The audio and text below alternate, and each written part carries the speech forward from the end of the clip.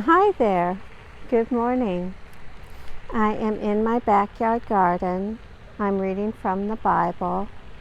Today I'm reading from the book of Mark, the Gospel according to Mark. I will read chapter 13. In chapter 13, it talks about the destruction of the temple foretold, persecution foretold, the desolating sacrilege, the coming of the Son of Man, the lesson of the fig tree, and then it finishes up by talking about the necessity for watchfulness. But before I get started, I want to talk just a little bit about what you see in the video today. Today I'm showing you a picture of my bay tree that we keep in a pot because the bay tree is not cold hardy at all. So once winter comes around, we protect it. So if it's in a pot, we're able to move it around and protect it from the cold. But this morning, I like how the sun is hitting the bay tree and kind of hitting the grass. Okay, enough about the garden. Today I'm reading the Bible, the book of Mark, the Gospel according to Mark, chapter 13. The reading begins. As he came out of the temple, one of his disciples said to him, "Look, teacher, what large stones and what large buildings." Then Jesus asked him, "Do you see these great buildings? Not one stone will be left here upon another. All will be thrown down." When he was sitting on the Mount of Olives opposite the temple, Peter, James, John, and Andrew asked him privately, "Tell us, when will this be, and what will be the sign that all these things are about to be accomplished?" Then Jesus began to say to them, "Beware that no one leads you astray. Many will come in my name and say, 'I am he,' and they will lead many astray. When you hear of wars and rumors of wars, do not be alarmed. This must take place, but the end is still to come. For nation will rise against nation, and kingdom against kingdom. There will be earthquakes in various places. There will be famines. This is but the beginning of the birth pangs.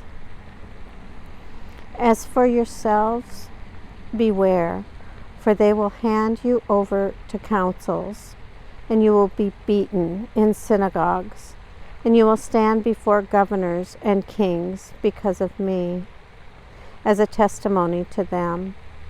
And the good news must first be proclaimed to all nations.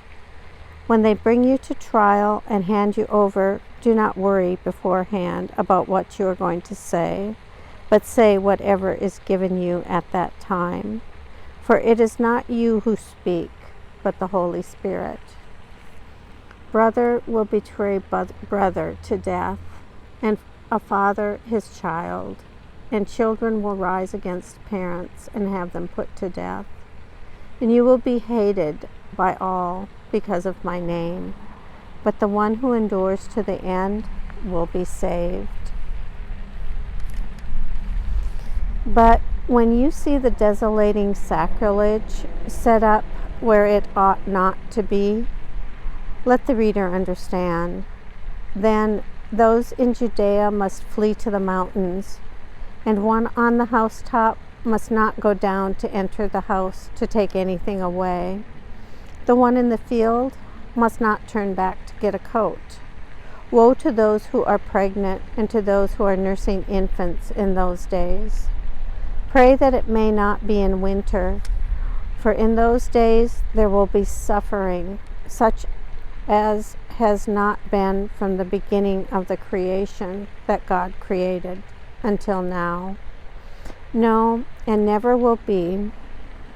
And if the Lord had not cut short those days, no one would be saved. But for the sake of the elect, whom he chosen, he has cut short those days. And if anyone says to you at that time, "Look, here is the Messiah," or "Look, there he is," do not believe it. False messiahs and false prophets will appear and produce signs and omens to lead astray, if possible, the elect. But be alert, I have already told you everything. But in those days, after that suffering, the sun will be darkened, and the moon will not give its light, and the stars will be falling from heaven, and the powers in the heavens will be shaken. Then they will see the Son of Man coming in clouds with great power and glory. Then he will send out the angels and gather his elect from the four winds, from the ends of the earth to the ends of heaven. From the fig tree, learn its lesson. As soon as its branches become tender and puts forth its leaves, you know that summer is near. So also, when you see these things taking place, you know that he is near, at the very gates. Truly, I tell you, this generation will not pass away until all these things have taken place. Heaven and earth will pass away, but my words will not pass away. But about that day or hour no one knows, neither the angels in heaven nor the Son, but only the Father. Beware, keep alert, for you do not know when the time will come. It is like a man going on a journey. When he leaves home and puts his slaves in charge, each with his work, and commands the doorkeeper to be on the watch.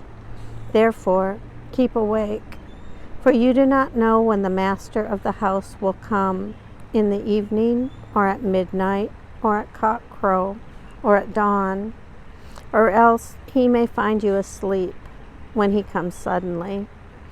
And what I say to you, I say to all, keep awake.